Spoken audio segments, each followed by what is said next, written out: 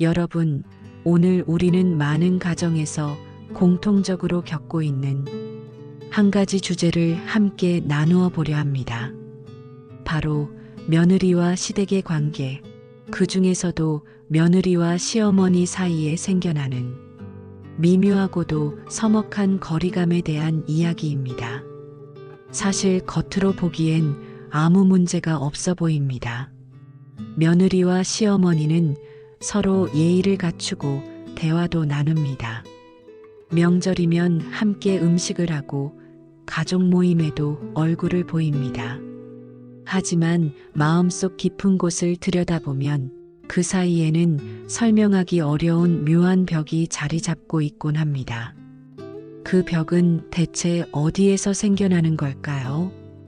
왜 서로가 그렇게 노력해도 어쩐지 가까워지지 못하고 어색함만이 남는 걸까요?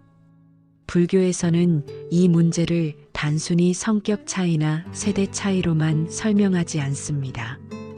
관계의 갈등을 바라보는 깊은 철학적 관점을 제시합니다. 부처님께서는 모든 존재가 조건에 의해 이루어진다고 말씀하셨습니다.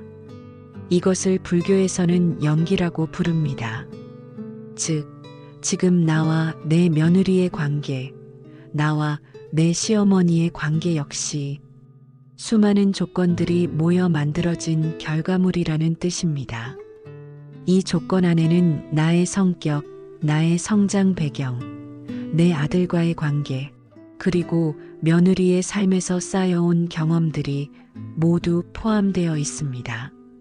서로 다른 조건들이 만나 부딪히고 얽히면서 오늘 우리가 느끼는 거리감이 생겨나는 것이죠. 여기서 중요한 통찰이 하나 있습니다. 우리는 흔히 며느리가 너무 차갑다, 혹은 시어머니가 너무 간섭이 심하다와 같이 상대방 탓으로 돌리기 쉽습니다.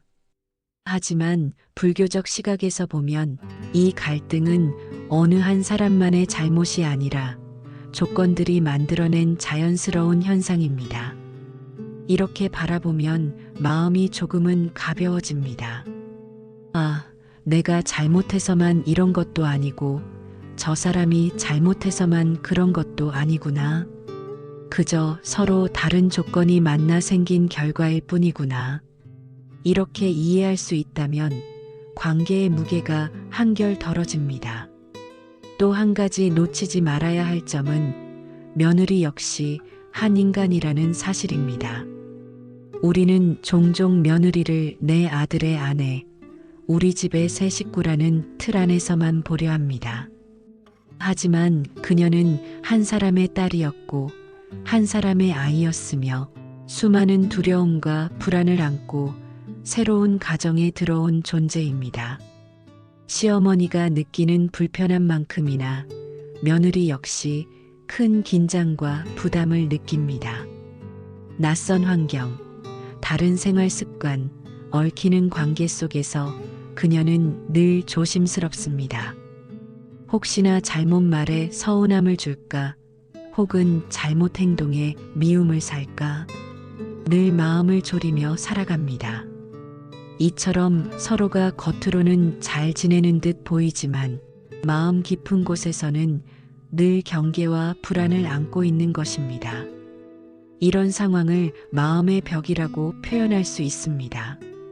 겉으로는 보이지 않지만 마음과 마음 사이에 투명한 장막이 내려져 있는 것이지요. 이 벽은 시간이 흐른다고 해서 저절로 허물어지지 않습니다. 오히려 서로의 오해가 쌓이고 표현하지 못한 감정이 응어리져 더 단단해질 수도 있습니다. 그렇다면 우리는 어떻게 해야 할까요? 불교의 지혜는 우리에게 이렇게 속삭입니다. 먼저 조건을 바라보라. 그리고 그 조건을 받아들이라. 서로의 다름은 잘못이 아니라 단지 인연이 다르게 흘러왔음을 보여주는 것이다. 며느리와의 관계가 서먹하게 느껴질 때 우리는 흔히 이렇게 생각합니다. 그냥 시간이 지나면 괜찮아지겠지. 그러나 불교에서는 이렇게 말합니다. 시간이 아니라 마음의 변화가 관계를 바꾼다. 지금의 이 서먹함은 우리가 함께 수행해야 할 인연의 과제일지도 모릅니다. 그 과제를 회피하지 않고 바라볼 때 우리는 며느리와의 관계를 넘어 자신의 마음을 성장시키는 길에 들어서게 됩니다. 여러분, 잠시 떠올려 보십시오. 우리가 살아오면서 가장 많이 다투고 가장 많이 눈물을 흘리고 또 가장 많이 후회하는 관계는 누구와의 관계일까요?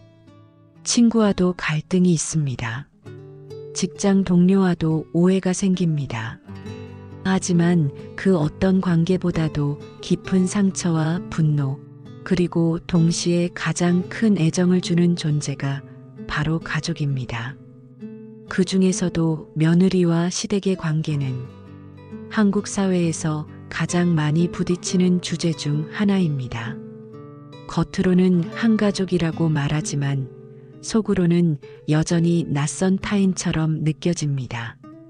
왜 하필 가족 안에서, 그것도 가장 가까운 사람들끼리 그렇게 많이 부딪히는 걸까요? 불교에서는 이 문제를 업과 인연으로 설명합니다. 업이란 우리가 과거에 지어온 모든 행위와 그로 인해 생겨난 결과의 흐름입니다. 우리가 알든 모르든 말과 행동, 심지어는 마음속 생각 하나하나가 모두 업이 되어 미래의 인연을 만들어냅니다. 인연이란 업이 흘러와 만나게 된 조건입니다. 어떤 씨앗을 심었느냐에 따라 그에 맞는 꽃이 피어나듯 내가 지은 업이 어떤 사람과 어떤 관계로 만날지를 결정하게 됩니다. 이 업과 인연의 관점에서 보면 며느리와 시댁의 만남은 결코 우연이 아닙니다. 남편과 아내의 만남이 단순한 인연이 아닌 것처럼 그 배우자의 부모와 자녀의 관계 역시 오래된 업의 연속으로 이루어진 것입니다. 옛 스님들은 이렇게 말씀하셨습니다. 원수는 가족으로 만난다. 이 말은 단순히 극단적인 표현이 아닙니다. 풀지 못한 업의 매듭이 가장 가까운 인연으로 다시 태어나 반복되기 때문입니다. 서로 사랑하고 의지해야 할 가족이 오히려 가장 많이 다투고 가장 많이 서운해하는 이유가 여기에 있습니다. 시어머니의 마음을 한번 들여다볼까요? 아들을 키우며 평생을 함께해 온 사람입니다. 그 아들이 결혼하여 새로운 가정을 꾸렸을 때 마음속 깊은 곳에서는 어쩔 수 없이 내 아들을 빼앗겼다는 감정을 느낄 수 있습니다.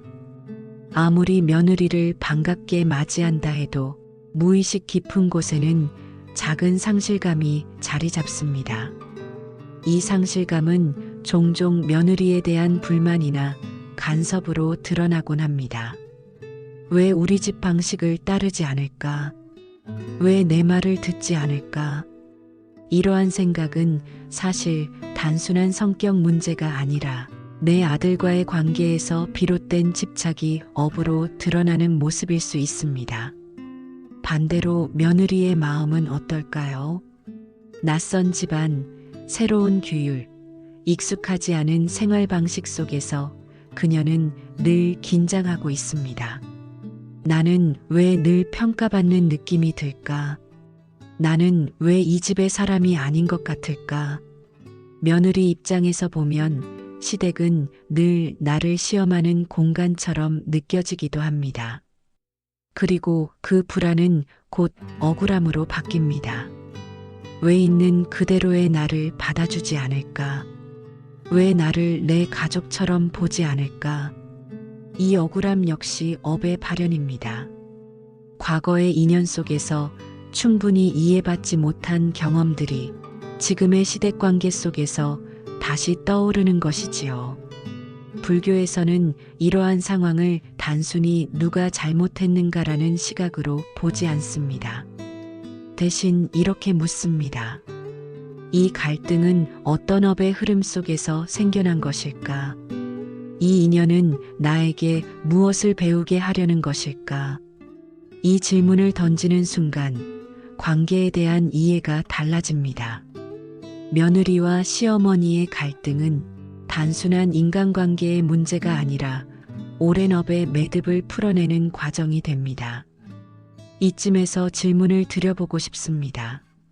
나는 내 며느리를 내 딸처럼 보려 한 적이 있는가? 나는 내 시어머니를 내 엄마처럼 받아들일 수 있었는가? 이 질문을 곰곰이 되새겨 보십시오. 아마 대답은 쉽지 않을 것입니다. 그만큼 업과 인연의 매듭은 단단하고 풀기 어렵습니다. 하지만 그렇기에 불교는 이 관계를 수행의 장으로 삼으라고 말합니다. 여러분, 우리가 가족 안에서 가장 많이 부딪히는 이유는 결국 가장 가까운 존재이기 때문입니다. 멀리 있는 사람이라면 그냥 피하면 됩니다.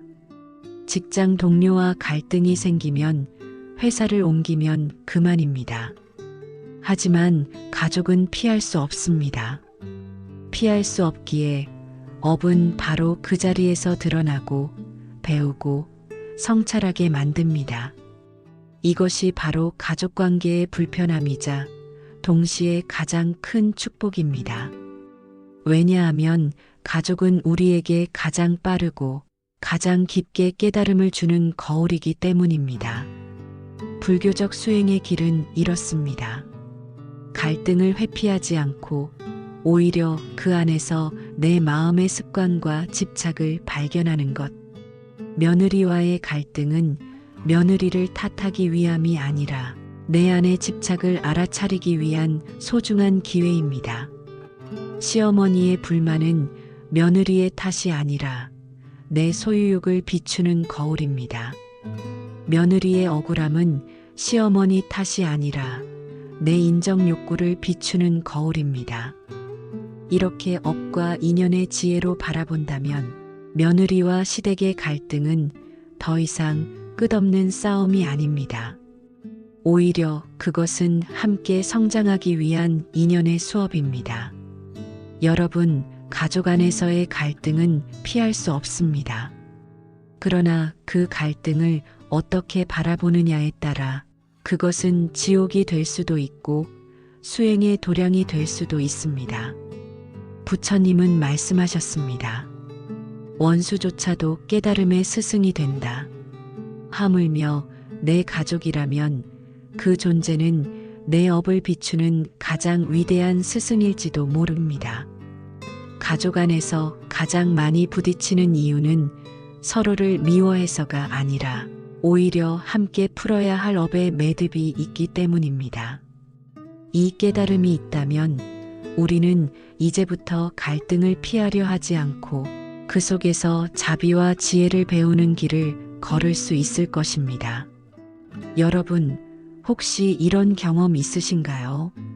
내가 보기엔 분명히 맞는 방법인데 며느리는 왜 저렇게 할까? 우리 집안은 늘 이렇게 해왔는데 왜 굳이 다르게 하려 할까? 며느리와 시어머니 사이에 생겨나는 갈등의 상당 부분은 바로 이런 내 기준에서 비롯됩니다.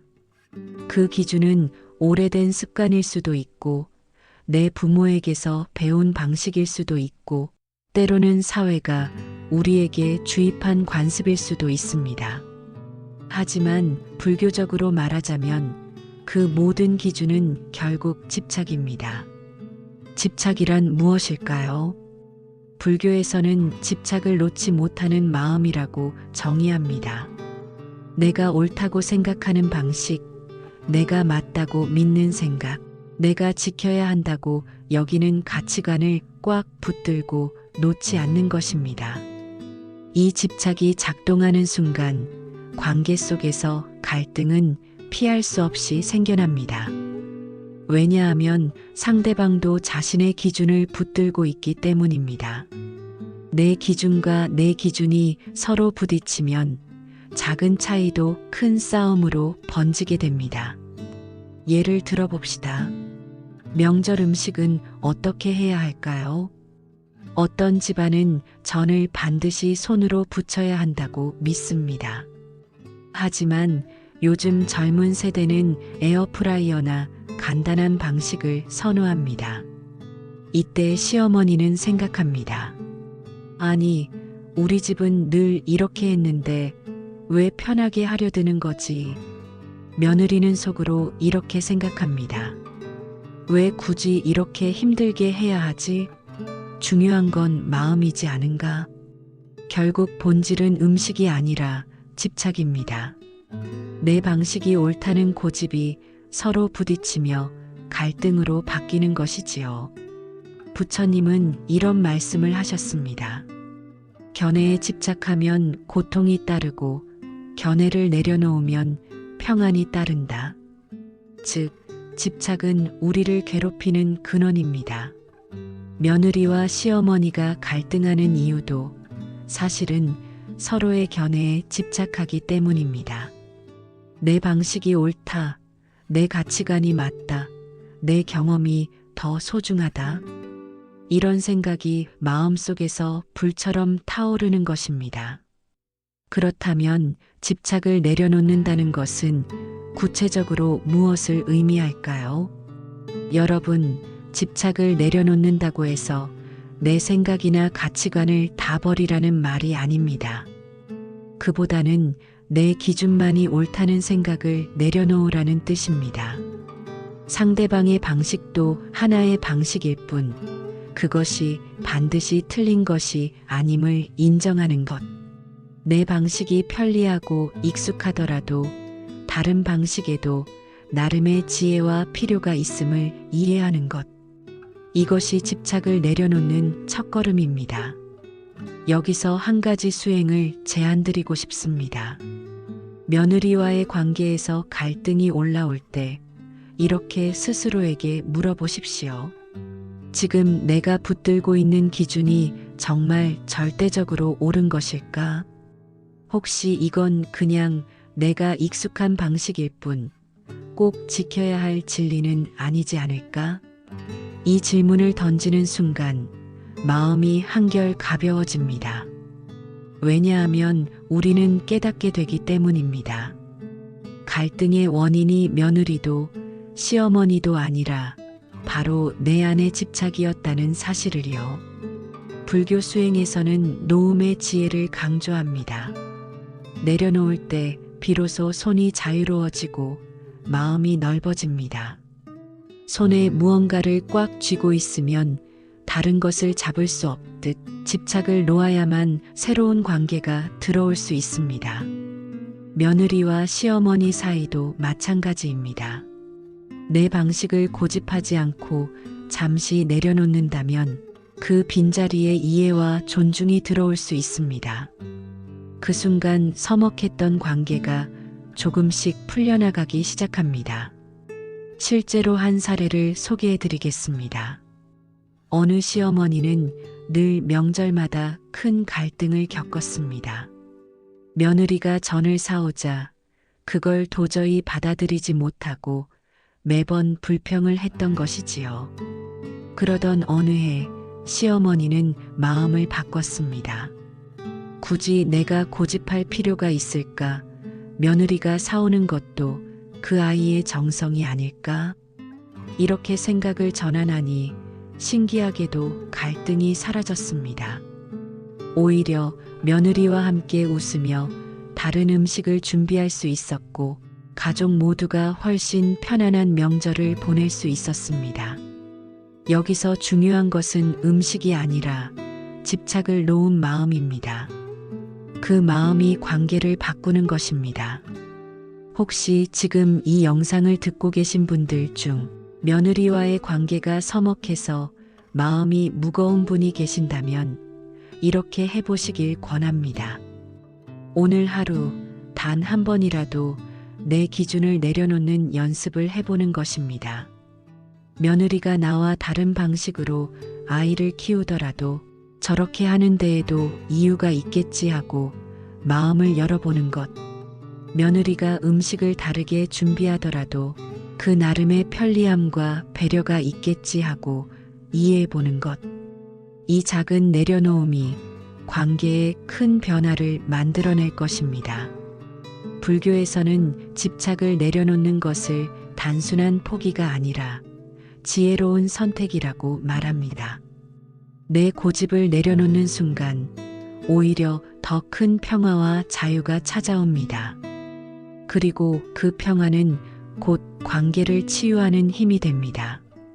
여러분, 오늘 우리는 며느리와의 갈등 속에서 집착의 본질을 살펴보았습니다. 갈등의 근원은 며느리가 틀려서도 시어머니가 틀려서도 아니라 결국 내가 옳다고 믿는 집착 때문입니다. 그 집착을 조금만 내려놓는다면 우리는 더 넓은 마음으로 상대를 바라볼 수 있습니다. 그 순간 서먹했던 관계가 조금씩 부드럽게 풀려나가기 시작할 것입니다. 우리는 종종 누군가를 이해하려 애쓰다가 지칩니다. 특히 가까운 가족, 며느리와의 관계에서는 더욱 그렇습니다. 왜 저럴까? 왜 나를 힘들게 할까? 왜 내 마음을 몰라줄까? 끝없이 이해하려고 하면 오히려 더 큰 좌절감만 쌓일 때가 많습니다. 불교에서는 이해보다 더 근본적인 길, 곧 자비의 눈을 강조합니다. 자비란 상대를 있는 그대로 받아들이고 그가 겪고 있는 고통을 함께 알아차리는 마음입니다. 우리는 보통 갈등이 생기면 상대의 이유를 찾으려 합니다. 저 사람은 왜 그런 말을 할까? 왜 그렇게 행동할까?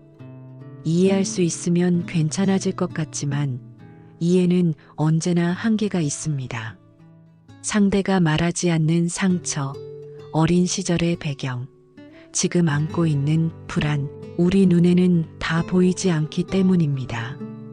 며느리의 짧은 말 한마디 뒤에도 우리가 모르는 수많은 감정과 사연이 숨어 있습니다. 그러니 이해만으로는 다가가기 어렵습니다. 부처님께서는 모든 존재가 저마다의 업과 인연 속에서 움직인다고 하셨습니다. 그가 오늘 보이는 모습은 단순히 지금의 선택 때문이 아니라 오랜 인연과 업 그리고 지금의 상황이 겹쳐져 나타난 결과일 뿐입니다. 따라서 내가 이해할 수 없다는 사실이 오히려 자연스러운 것입니다. 이해할 수 없음을 인정하는 순간 우리는 그 다음 길로 나아갈 수 있습니다. 그 길이 바로 연민, 즉 자비의 눈입니다. 연민은 불쌍히 여긴다는 뜻이 아닙니다. 그보다는 그도 고통 속에 있구나 하고 바라보는 시선입니다. 며느리가 차갑게 대하는 것처럼 보일 때 그가 우리를 무시하려는 것이 아니라 그 마음 안에도 불안과 긴장이 있다는 사실을 떠올려 봅니다. 시댁과의 관계에서 늘 잘해야 한다는 압박, 자신이 충분하지 않다는 두려움, 그리고 삶 속에서 미처 풀어내지 못한 피곤함이 쌓여 있는지도 모릅니다. 우리가 그 모든 것을 이해할 수는 없지만 단 한 가지는 분명히 알 수 있습니다. 그 역시 고통 속에 있다는 것. 그 사실을 마음에 담고 바라보면 상대의 말과 행동이 전과는 다르게 느껴집니다. 왜 저래? 가 아니라 아, 그도 힘들구나라는 생각이 찾아옵니다. 그때 관계가 조금씩 부드러워집니다. 상대를 바꾸려는 긴장이 풀리고 내 마음 안의 분노도 잦아듭니다. 자비의 눈으로 보면 나 자신도 자유로워집니다. 우리가 며느리와 갈등하는 가장 큰 이유는 내가 상처받았다, 내가 무시당했다는 감정 때문입니다. 하지만 자비의 눈은 그 감정의 무게를 가볍게 만들어줍니다. 상대가 나를 힘들게 하는 것이 아니라 그 역시 자신의 삶 속에서 몸부림치고 있을 뿐이라고 본다면 내 마음은 훨씬 더 평온해집니다. 부처님께서는 이렇게 말씀하셨습니다. 분노하는 자를 미워하지 말라. 그 또한 고통 속에 있는 자이니라. 며느리와의 관계에서 그 말을 다시 떠올려 보십시오. 그의 말투나 행동이 내 마음을 거슬러도 그 속에는 알 수 없는 고통이 있습니다. 그 고통을 알아차리고 연민의 눈으로 바라본다면 나 역시 그 고통에 휘둘리지 않고 자유로울 수 있습니다. 그렇다면 우리는 어떻게 자비의 눈을 길러낼 수 있을까요? 잠시 멈추기. 며느리와 부딪히는 순간 바로 반응하기보다 숨을 한번 고릅니다. 그 사이에 마음속으로 이렇게 말해봅니다. 이 사람도 힘들구나. 마음으로 기도하기. 말은 하지 않더라도 속으로 이렇게 기도합니다. 그가 행복하기를, 그가 고통에서 벗어나기를. 단순한 이 기도가 마음을 바꿔줍니다. 내 고통도 함께 인정하기. 연민은 상대만을 위한 것이 아닙니다. 나 역시 힘들다는 사실을 함께 인정해야 합니다. 나도 괴롭고 너도 괴롭다.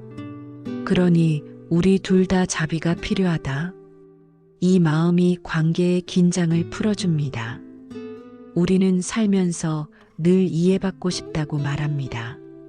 그러나 더 근본적으로 필요한 것은 이해가 아니라 연민입니다. 이해는 머리로 하는 것이고 연민은 가슴으로 하는 것입니다.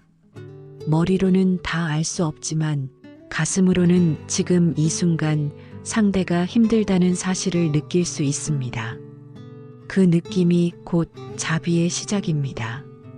며느리와의 관계가 불편할 때 이해하려는 노력만으로는 벽을 넘기가 어렵습니다. 그러나 자비의 눈으로 바라보는 순간 그 벽은 조금씩 부드러워집니다. 오늘 이 순간에도 당신이 며느리를 대할 때 이 사람도 괴로움을 지닌 존재구나 하고 연민의 눈을 가져보십시오.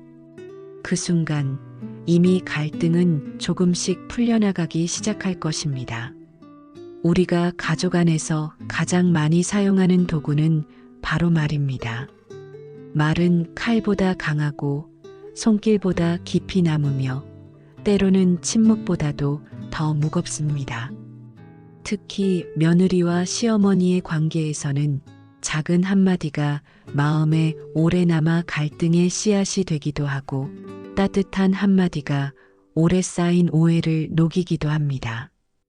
불교에서는 말의 중요성을 강조하며 이를 정어, 즉 올바른 말이라고 부릅니다. 부처님께서는 말이 4가지 조건을 갖추어야 한다고 가르치셨습니다. 진실한 말, 거짓이 아닌 사실을 있는 그대로 전하는 말, 부드러운 말, 상대의 마음을 찌르지 않고 감싸는 말, 이로운 말, 듣는 이에게 도움이 되고 성장으로 이끄는 말, 때에 맞는 말, 아무리 옳아도 타이밍이 맞지 않으면 독이 되기 때문에 적절한 때를 살펴야 하는 말. 이 4가지 기준은 단순히 좋은 말만 하자라는 뜻이 아닙니다. 진실하면서도 자비롭고 지혜로운 말이어야 한다는 깊은 가르침이지요. 우리는 흔히 그럴 의도가 아니었다라고 말합니다. 하지만 의도가 아니라 습관적인 표현이 상대를 아프게 할 때가 많습니다. 요즘 왜 그렇게 게을러? 라는 말은 사실은 걱정에서 나왔지만 듣는 이는 비난으로 받아들입니다. 나는 다 내 생각해서 하는 소리야 라는 말은 사랑에서 비롯되었을지 몰라도 상대에게는 통제처럼 들립니다. 말의 습관은 우리가 쌓아온 업입니다.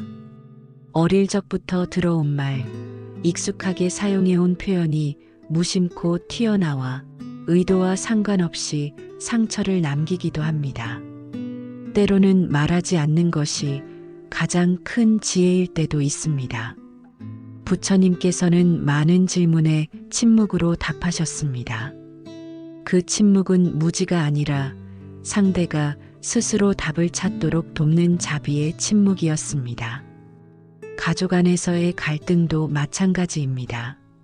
상대가 흥분해 있을 때 그 순간에 아무리 옳은 말을 던져도 불은 더 커질 뿐입니다. 그럴 때는 침묵으로 함께 있어주는 것이 오히려 화해의 시작이 됩니다. 우리가 실천할 수 있는 방법은 이렇습니다. 말을 하기 전에 3번 멈추어 보기. 이 말은 진실한가? 이 말은 자비로운가? 이 말은 필요한가? 이 3가지를 점검하는 순간 관계는 이미 달라집니다. 침묵을 두려워하지 않기. 대화 중 잠시 침묵이 찾아와도 괜찮습니다. 그 공간은 서로의 마음을 돌아보는 시간이며 말보다 더 깊은 이해를 가능하게 합니다. 감사의 말 한마디를 습관으로 만들기. 고마워요. 수고했어요. 이 짧은 말이 쌓이면 그 어떤 갈등보다 단단한 다리를 놓아줍니다. 며느리와 시어머니의 관계에서 말은 특별히 민감합니다. 짧은 한마디가 불편한 공기를 만들기도 하고 작은 표현이 오랜 서운함을 풀어내기도 합니다. 시어머니가 며느리에게 힘들지? 내가 도울 게 있니? 라고 물어주는 순간 며느리는 존중받는다는 따뜻함을 느낍니다. 며느리가 시어머니께 어머님, 그 덕분에 제가 편했어요. 라고 감사의 말을 전할 때 시어머니의 마음도 한순간에 누그러집니다. 이 작은 말 한마디들이 곧 관계 수행이 됩니다. 그것은 절에서 하는 참선이나 경전 독송과 다르지 않습니다. 가족 안에서의 언어 수행은 곧 우리의 불성을 드러내는 길입니다. 정어를 실천하고 침묵의 지혜를 함께 가져갈 때 관계는 달라집니다. 오해는 풀리고 마음은 편안해지고 서로를 보는 눈빛이 바뀝니다. 말은 업을 짓기도 하지만 동시에 업을 씻어내는 힘이 되기도 합니다. 따뜻한 말 한마디가 지난 세월의 매듭을 풀어내고 새로운 업을 선하게 바꾸는 씨앗이 됩니다. 우리는 가족 안에서 완벽한 사람이 될 수 없습니다. 하지만 완벽하지 않아도 괜찮습니다. 다만 말을 조금 더 지혜롭게 쓰고 때로는 침묵으로 함께할 수 있다면 그것만으로도 관계는 살아납니다. 불교는 우리에게 말을 수행으로 삼아라라고 가르칩니다. 오늘 집안에서 나누는 한마디가 누군가의 마음을 살리고 관계를 치유할 수 있습니다. 그리고 그 순간 우리의 삶도 함께 자비로 물들게 될 것입니다. 우리가 가족 안에서 경험하는 갈등은 종종 시간이 해결해 줄 것이라 믿고 미뤄두곤 합니다. 그냥 시간이 지나면 괜찮아지겠지. 세월이 흐르면 서로 잊고 웃게 되겠지. 이런 마음으로 덮어두는 경우가 많습니다. 그러나 부처님께서는 업의 성질에 대해 분명히 말씀하셨습니다. 업은 기록처럼 남아 풀리지 않으면 반복되고 더 단단해진다는 것입니다. 갈등을 외면하는 것은 잠시 먼지를 덮어두는 것과 같습니다. 겉으로는 괜찮아 보이지만 그 안에서는 썩어가고 결국 더 큰 고통으로 드러나게 됩니다. 사람과 사람 사이에서 풀리지 않은 마음은 빛과 같습니다. 한번 서운함을 주고받고도 사과하지 못하면 작은 이자가 붙습니다. 말을 아끼며 피하다 보면 오해가 더해집니다. 마음속에서 왜 그때 저런 말을 했을까라는 기억이 쌓일수록 그 빚은 불어나 결국 무겁게 우리를 짓누릅니다. 이것이 바로 업의 매듭이 깊어지는 과정입니다.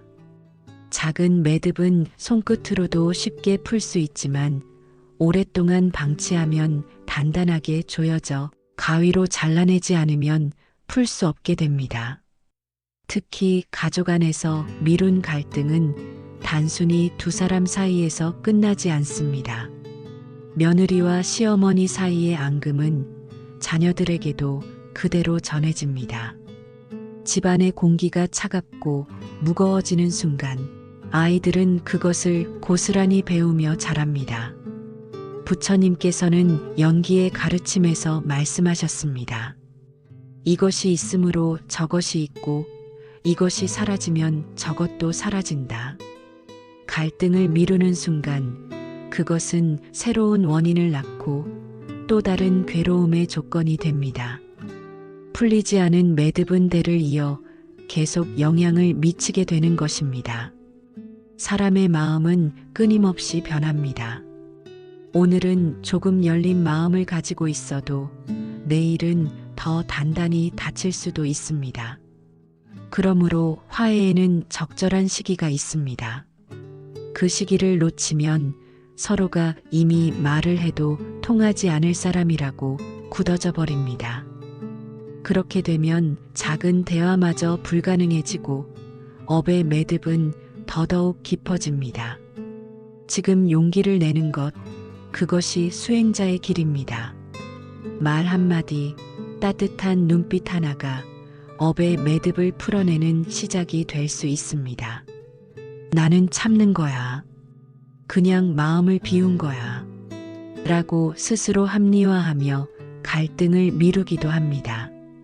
그러나 참음과 회피는 다릅니다. 참음은 마음속에서 분노를 바라보며 그것을 다스리는 수행의 과정입니다.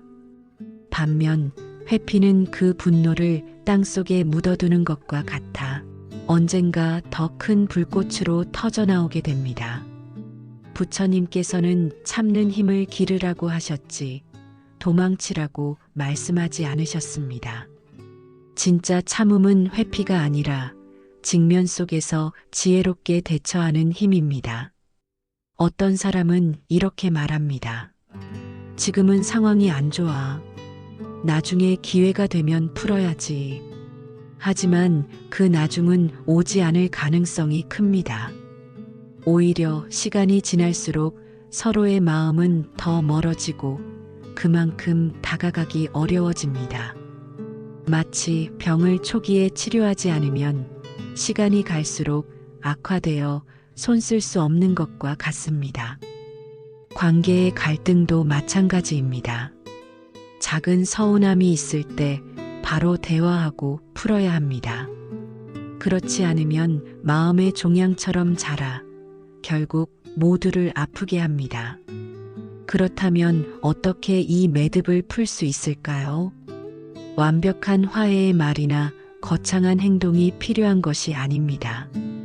때로는 아주 작은 용기, 단 한 번의 진심 어린 말이 시작이 됩니다.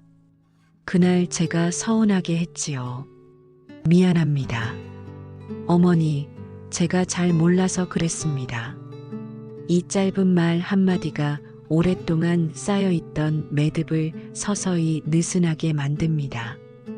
불교에서 말하는 수행은 거대한 깨달음의 사건이 아니라 일상의 작은 전환에서 비롯됩니다. 그 작은 전환이 업의 흐름을 바꾸고 새로운 인연을 열어줍니다. 갈등을 미루는 것은 결국 나 자신을 더 무겁게 만드는 일입니다. 지금이야말로 가장 좋은 때입니다. 부처님께서도 말씀하셨습니다. 과거는 이미 지나갔고 미래는 아직 오지 않았다. 지금 이 순간이 수행의 자리다. 미루지 말고 지금 바로 한 발 다가가 보십시오. 작은 용기, 작은 대화, 작은 미소가 오랫동안 얽혀있던 업의 매듭을 풀어낼 수 있습니다. 우리가 살아가는 동안 가장 어려운 길 중 하나는 마음속 깊이 맺힌 관계의 매듭을 풀어내는 일입니다. 특히 가족 안에서 생긴 갈등은 남처럼 멀어질 수 없기에 더 무겁게 남습니다. 많은 분들이 갈등을 피하거나 미루며 마음속에서만 답답함을 안고 삽니다. 하지만 부처님께서는 말씀하셨습니다. 돈은 멀리 있는 것이 아니라 바로 지금 내가 딛는 발걸음 속에 있다. 화해의 길 또한 특별하거나 거창한 방법이 아닙니다. 아주 작은 실천에서 시작되며 그것이 곧 수행의 길이 됩니다. 갈등이 깊을수록 우리는 본능적으로 상대의 말과 행동에 즉각 반응합니다. 말이 곧장 튀어나오고 얼굴이 굳어지며 상처를 덧내곤 합니다. 그러나 수행은 여기서 시작됩니다. 한 호흡 멈추고 바라보기. 이 단순한 멈춤이야말로 화해의 첫걸음입니다. 화가 치밀어 오를 때, 억울하다는 생각이 들 때, 수만 번 고르자라고 마음속으로 다짐하는 순간, 업의 불씨는 잦아듭니다. 작은 멈춤이 쌓이면 그것은 곧 관계를 지켜내는 방패가 됩니다. 부처님은 말씀하셨습니다. 진실하고 유익하며 부드럽고 적절한 때에 하는 말은 보배와 같다. 화해를 원하면서도 우리는 자꾸 날선말로 상대를 밀어냅니다. 하지만 작은 변화가 필요합니다. 왜 항상 그래? 대신 나는 이렇게 느꼈어. 너는 틀렸어. 대신 우리 서로 다른 생각이 있네. 말의 표현을 바꾸는 것만으로도 관계의 공기는 달라집니다. 이것이 곧 수행입니다. 자비심은 거창한 보살행이 아니라 일상 속 한마디에서 드러납니다. 말을 바꾸는 것에 더해 몸으로 하는 작은 배려는 상대의 마음을 열게 합니다. 식탁에 앉을 때 물 한 잔 먼저 내어놓기. 바쁜 날에 작은 문자 한 통 보내기. 괜찮냐고 묻는 짧은 안부. 이 사소한 행동들이 쌓이면 상대는 이 관계를 이어가고자 하는 진심을 느낍니다. 수행은 절에서만 하는 것이 아니라 부엌에서, 거실에서, 시장에서 일어납니다. 갈등 속에서는 서로 말만 하려 하지 잘 듣지 않습니다. 그러나 화해의 길은 듣는 것에서 시작됩니다. 상대방의 말이 모두 옳아서가 아니라 당신의 마음을 내가 들어주고 있다는 태도 자체가 치유가 되기 때문입니다. 경전에서는 온전히 듣는 것을 자비의 실천 중 하나로 강조합니다. 들을 때는 반박할 준비가 아니라 오직 받아들이는 귀로 머물러야 합니다. 때로는 말보다도 먼저 행동이 필요합니다. 오랜 침묵 끝에 건네는 따뜻한 미소, 작은 선물, 혹은 같이 밥을 먹자는 초대. 이러한 작은 화해의 손짓은 마음속 깊이 얼어있던 매듭을 서서히 풀어냅니다. 저 사람이 먼저 해야지라는 마음을 내려놓고 내가 먼저 손을 내밀 때 화해는 현실이 됩니다. 그것은 곧 나를 낮추고 상대를 세우는 수행의 길이기도 합니다. 여기서 중요한 것은 화해가 반드시 상대를 변화시키기 위한 것이 아니라는 점입니다. 화해의 길은 곧 나 자신이 집착과 분노에서 벗어나기 위한 수행입니다. 상대가 변하지 않아도 괜찮습니다. 내가 평온해지고 내가 자유로워지는 것, 그것만으로도 화해의 길은 충분히 의미가 있습니다. 오늘 우리가 할 수 있는 실천은 그리 거창하지 않습니다. 한숨 고르는 멈춤, 부드러운 말 한마디, 작은 배려의 몸짓, 온전히 들어주는 귀, 먼저 내미는 화해의 손짓. 이 5가지 실천만으로도 오래 묶여있던 갈등의 매듭은 풀리기 시작합니다. 부처님께서 말씀하셨듯 천길 바다도 한 방울 물로 이루어지고 큰 화해도 작은 발걸음에서 시작된다. 우리가 내딛는 작은 수행이 곧 화해의 길이고 그 길 위에서 우리는 한 사람의 수행자로 성장해 갑니다. 우리가 지금까지 함께 걸어온 길은 단순히 가족 갈등을 풀어내는 방법을 찾는 여정이 아니었습니다.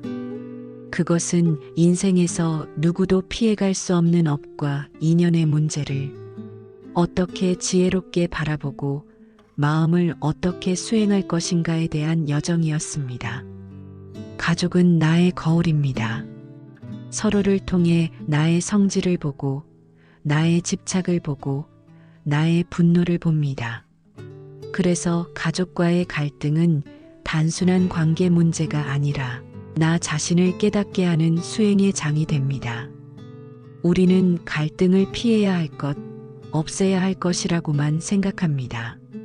그러나 부처님의 가르침대로 본다면 갈등은 오히려 내 마음을 돌아보게 하는 거울이자 나를 단련하는 스승이 됩니다. 화가 날 때 나는 아직 놓지 못한 집착을 본다. 억울할 때 나는 옳다는 생각에 집착한 내 모습을 본다. 외로울 때 나는 연결을 갈망하는 마음을 본다. 이렇게 갈등은 괴롭지만 동시에 지혜를 여는 문이 됩니다. 많은 이들이 상대가 변해야 관계가 변한다고 생각합니다. 그러나 수행의 관점에서는 그렇지 않습니다. 상대가 변하지 않아도 괜찮습니다. 내가 분노에서 벗어나고 내가 자유로워지고 내가 평온해진다면 그것이 곧 화해의 완성입니다. 화해란 단순히 사이좋게 지내는 것이 아니라 내 마음속의 원망과 분노가 풀려 자유로워지는 것입니다. 그것이 곧 지혜이며 평온의 길입니다. 우리가 앞서 나눈 5가지 작은 실천, 멈춤의 호흡, 온유한 언어, 작은 배려, 들어주는 귀, 먼저 내미는 손짓. 이것들은 거창해 보이지 않지만 바로 이 작은 실천들이 내 삶을 수행의 길 위에 올려놓습니다. 큰 변화는 한 번의 거대한 사건이 아니라 작은 씨앗들이 모여 숲을 이루듯 서서히 일어납니다. 이제 우리는 알게 되었습니다. 갈등은 삶의 그림자가 아니라 지혜의 문턱이었습니다. 미움은 나를 묶어두는 사슬이 아니라 자비를 배울 수 있는 수행의 기회였습니다. 그러므로 우리는 이제 더 이상 갈등 앞에서 무력하지 않습니다. 우리는 멈출 수 있고 말과 행동을 바꿀 수 있으며 상대를 이해하려 노력할 수 있는 힘을 가졌습니다. 그것이 바로 수행자로서의 힘입니다. 마지막으로 이 여정을 마무리하며 작은 개송으로 정리해 보겠습니다. 갈등은 괴로움이자 깨달음의 문, 분노는 사슬이자 자비의 길. 작은 실천에서 화해는 시작되고 화해의 길 위에서 평온은 자란다. 사랑하는 이와의 갈등이 있을 때 그 괴로움 속에만 머물지 마십시오. 그 속에서 지혜의 씨앗을 발견하십시오. 오늘의 작은 화해가 내일의 자유를 열고 오늘의 수행이 내일의 평온을 만듭니다. 갈등을 넘어 지혜와 평온으로 그 길은 이미 우리 곁에 있습니다.